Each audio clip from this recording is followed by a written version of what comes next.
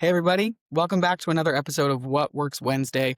I'm really excited about today's episode because I get to introduce you to my partner in crime, my better looking half of PeaceLink, who's finally making his first public debut. He's coming out of our little windowless office, emerging into daylight, and finally joining us. His name's Cody Hawkins. Welcome, Cody. Oh, it's a dream come true to be on What Works Wednesday podcast. I've looked forward to this moment my whole life. Yeah, he's been practicing for it. Yeah. He's got the face for radio. Right before we started, you said I had the face for radio. So, well, I am pumped to be a part of this. Today, some of the goals to talk about are like, what are some common mistakes that we see from the people we work with? And we work specifically with realtors.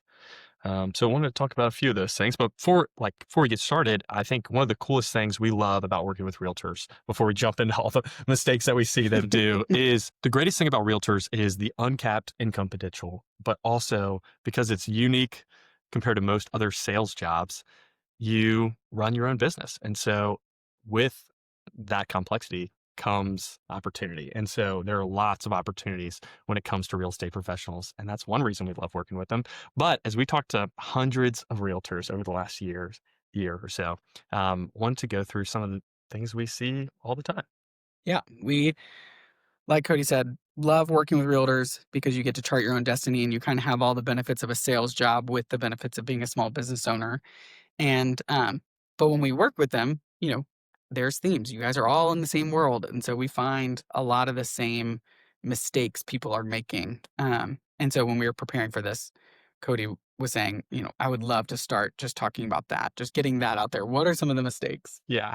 I would say, what do you think is the biggest mistake? The one we always are saying over and over again. What's the biggest one? Yeah, I think 5 days a week, I say you need to treat yourself like a business owner. And it feels very 101, but oftentimes we see real estate agents not treating themselves as a business owner, not thinking of themselves that way. They think of themselves as, I own just my own job, or, I'm an employee who just has to pay their own taxes and doesn't have benefits. But the problem with that is, according to the IRS, you are all self-employed. You're all 1099 employees. And so, when you are taxed as a self-employed person, there's more tax, more complexity there, but also you're given all the tools that the IRS code has for entrepreneurs. They want you to be self-employed. There's a lot of benefit to that.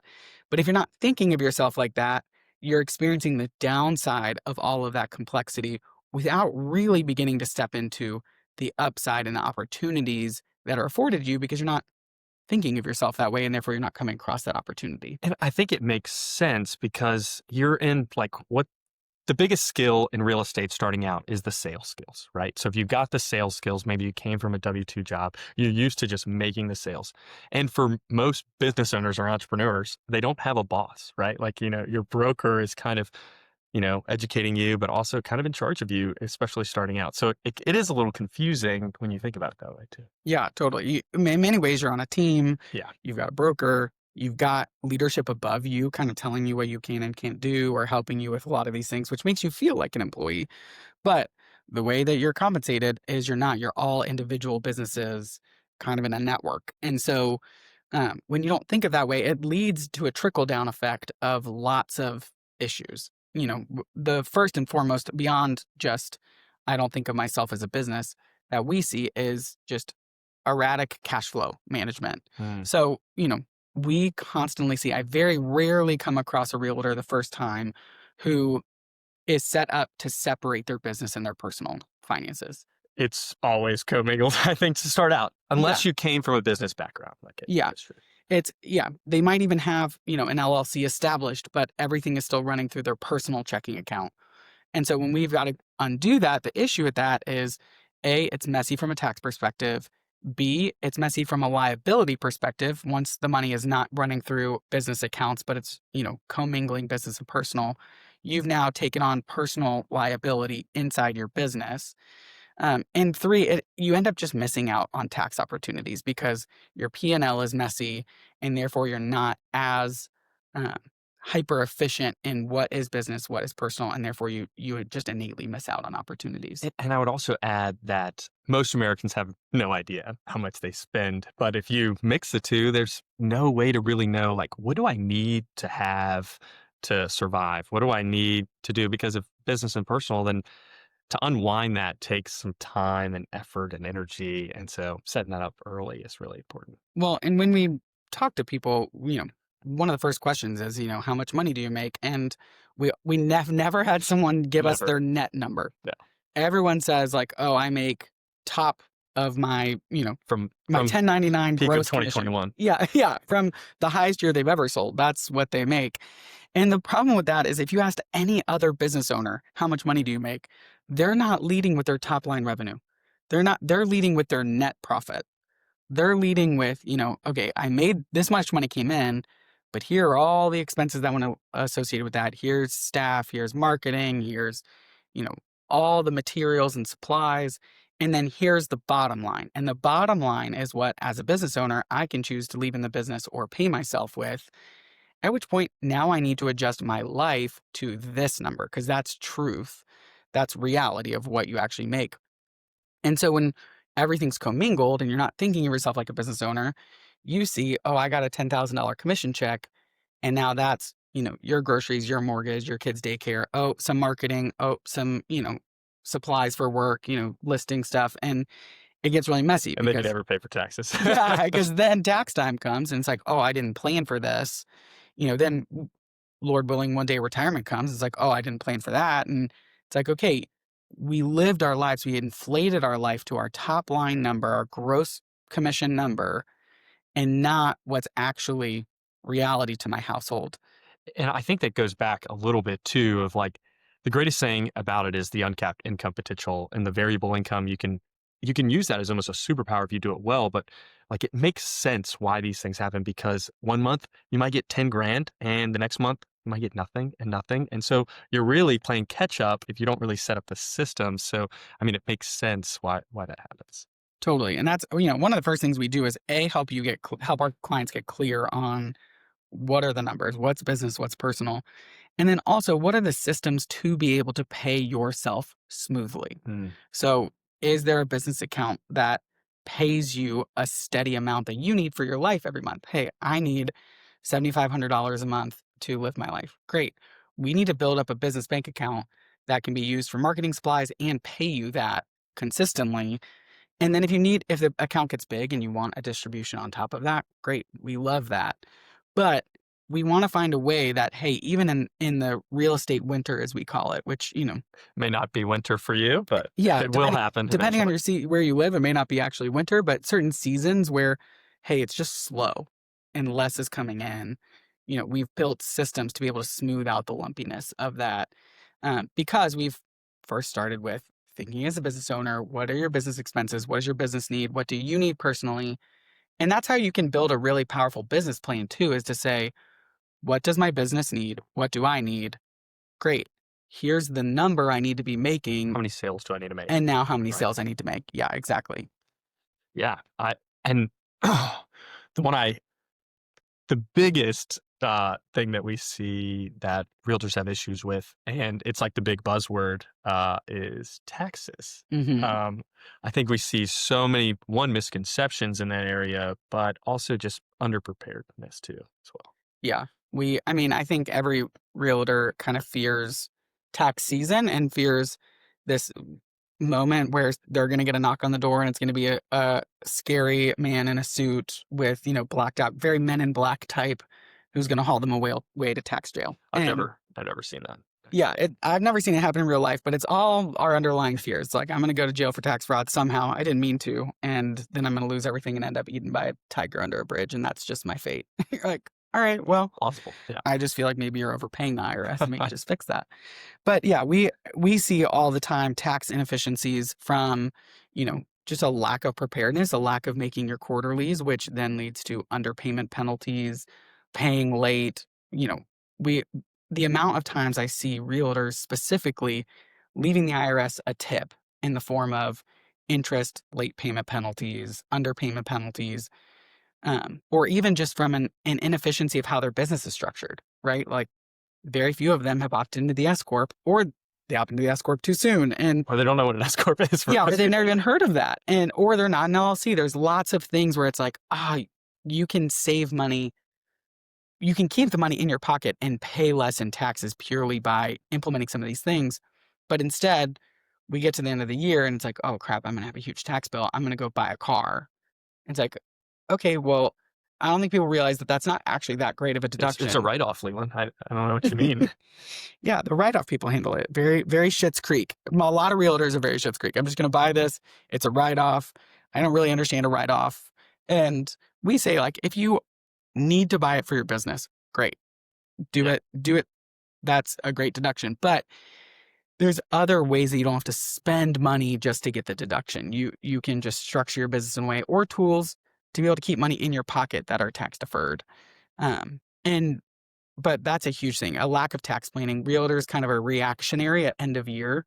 And by end of year, I mean like they've extended. It's like October of the following year. 2027. Yeah. And as opposed to being proactive, and you know this, but tax planning is a year-round sport. It's something where it's like, hey, are you having a great year? How do we plan for that throughout the year? Are you having a slow year? How do we plan for that around the year? How do we take advantage of that? Because I think in particular with realtors or real estate professionals is the quarterlies, which for a lot of people, we can dive into what really quarterlies are, but that's how you know your real cash flow. Like, what am I paying in taxes? Like, what am I going to owe this year? Then you get to make business decisions and you get to make personal decisions, because the other way, there's two options there. Either you over prepare or you way under prepare. And then you don't get to really live the life you could have lived during that year by just meeting with a professional. Hmm. Yeah, I mean, it's an easy fix just having someone lay out, here's what your taxes were the last couple years, here's where your business is at year to date, here's what you can do, and here's now you can plan to say, all right, every month I just need to put aside $500 for taxes, and then after that, I'm free. I'm not gonna get hit with this scary unknown, because most financial anxiety comes from a lack of clarity. Most financial anxiety comes from the unknown of, am I doing it right? Am I making a mistake? Mm. Should I be doing something different here? Um, but honestly, realtors, it's a 24/7 job. You're just running around nights, weekends, holidays, and it's really hard to slow down to then work on your business as a business owner because you're always working in your business. And I think that's why, when we work with people, we help create simple rules, right? We know what they paid last year in taxes. And hey, for every commission that you make, set aside 25%. Or maybe it's higher depending on where they are. But now you know that rule and it's really easy. And maybe you can automate that right from the commission, right from the Mhm, brokerage. And then now okay, out of every $10,000, 7,500 goes into the business bank account to be used for business or personal, right? mhm. But the taxes are kind of on autopilot. And that's how you get to you're making proactive decisions about your business and can really succeed going forward, not being reactive. Yeah, I mean, the beautiful thing about a W-2 position is taxes and benefits are handled for you, and so it just comes out of your paycheck. So it's like, how do we create that as a self-employed professional, as a realtor, where, okay, when a commission comes in, most brokers' payroll systems will allow you to say, put 20% into a tax account Yeah. and to a separate checking account. And then from that account, we can schedule your tax payments automatically. So then you have a W-2 experience. We can IRS.gov. IRS.gov. Do not mail. Most states are just, you know, state.tax.gov, so virginia.tax.gov, or, and so I feel like those are just key ways to be able to create that W-2 experience for yourself, that smooth experience. But it just takes an hour of your time and some intentionality. Yeah, it's not none of these things, like, they all make sense because of the nature of the industry, and there are some great brokers out there who will train people on these steps, but it's really, hey, taking one of these things at a time, moving forward in a progression. Like, when we meet with realtors, I would love to say that most people that are 10 years in the industry are doing these things, but that's not fully true. But, Hmm. the longer you get in the industry, the more you see some of these things. And a lot of times it's because, really got you saw the mistakes early on and really got crushed by them. Hmm. Yeah, we tend to avoid pain more than we run towards like fruitful reward. And so it's Yeah. like it almost takes getting a huge tax bill or being on an IRS payment plan. Like nobody wakes up and says, today's the day I'm gonna get my finances in order. Like, I feel it in my bones. It's most of the time it's I mean, if you do know that, we know a guy, you know, yeah, most of the time that's the it's day. most of the time it's, something is on fire and Yeah. I need a fireman to come in and help. And And a lot of times that fireman really is taxes, I find, you know. oh yeah. It's typically taxes or an over like taxes, you watched a loved one die and their estate was a mess, or you're getting to the point where you're beginning to see, hey, I don't want to work forever, but oh crap, I'm underprepared and I don't know how to do that. And that's a big one for realtors because you don't have a pension or a 401k plan Yeah. where, most people that's just coming out of their paycheck and then they get to retirement age and it's like, oh great, this is enough. But for self-employed professionals, realtors, it's really on you, but you don't have a 401k. And so many people default to IRAs because that's kind of the next best thing. But the problem is those have a $7,000 cap on them. And that's not enough if you're making 200 plus $1,000 a year. Yeah, we know tons of realtors making 200, 300, $400,000 a year. And it's, okay, $7,000 is not even enough. It's not a big enough percentage of your income to really get to a place where you can replace your income. And so, they don't know because they haven't thought like a business owner that there are other vehicles like SEP IRAs where you can defer up to 25% of your comp or solo 401ks where they're really flexible and you can defer, over 70,000 on the top end. Just a quick note on those is if you get those established the year prior, you can make contributions in the following year before you make taxes. So it can be really, really powerful Yeah, meaning, you have until your tax date, till April 15th. So if you establish it in for year end. October before year end, and then you're coming out looking at a tax bill, it's like, okay, well, we can do a last minute contribution. That's going to reduce your tax bill, but that keeps the money in your pocket. You didn't have to go spend on marketing or put money away out of your estate. It's still your money. It's just set aside for the future. And now it's growing and you've created what's even more powerful than a 401k. So ideally, if you're doing that early, you can retire earlier than most W-2 people. Absolutely. So what would you say are like, hey, I'm listening to this and this is me. Like, what would you say are next steps for that? Like, Yeah. I mean, the number one thing, going back to the beginning, is just you have to think of yourself as a business owner. Start studying it. Start reading books or listening to audiobooks or listening to people on what does it mean to be a business owner? How do I treat this not like a hobby job, but as a business? Because when you treat yourself like a business, it's amazing how things just begin to fall into place naturally, or you begin to see the blind spots in the systems. I would say taking time, blocking it, count. I love time blocking to work on your business. As a business owner myself, it's easy to work in my business, but I need to work on it as well. And that looks like, okay, what is the P&L? Are my books clean?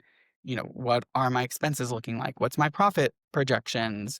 To get your books really clean, obviously separating business and personal expenses, like 101, we have to have the business be the business and personal be the personal, but that will naturally flow into a lot of the other systems, like creating a tax plan for yourself, knowing what you pay in taxes, having a clear picture of that and being proactive on it.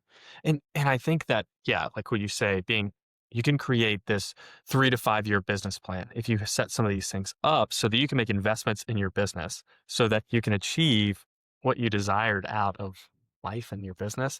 And if you don't have those things and you're just year by year, just kind of making your commissions. Yeah. I mean, I've seen a lot of new agents come in and they're like, my goal is one or two houses a month. One or two houses a month is, if I'm doing that, I'm going to be successful. And maybe that's true, but it also depends on the price of the house, the splits you have with your team, the commissions down to yourself, what you're going to owe in taxes. It's like, well, if, you know, two houses a month ends up being $300,000 of commission, but you're 50% split. So you're 150, but then you had to put 40 into marketing. So you're at 110 and then you need to put aside 25 for taxes. It's like, okay, well, you now live off 85,000 and that may be enough or it may not be. Right. And so we need to Yeah. figure out, So individual. yeah, we need to figure out what is your business plan? What do you need? And therefore, what are your goals? And don't settle for some cookie cutter number that, makes someone else a lot of money or makes you feel successful. But then you're like, why do I still feel tight all the time? We see that so regularly. Yeah. You get to experience the fruits of entrepreneurship if you do some of these steps. Yeah. Totally. Well, Cody, this has been a great conversation. Might be my favorite What Works Wednesday, mostly because I'm not talking to myself in a computer screen.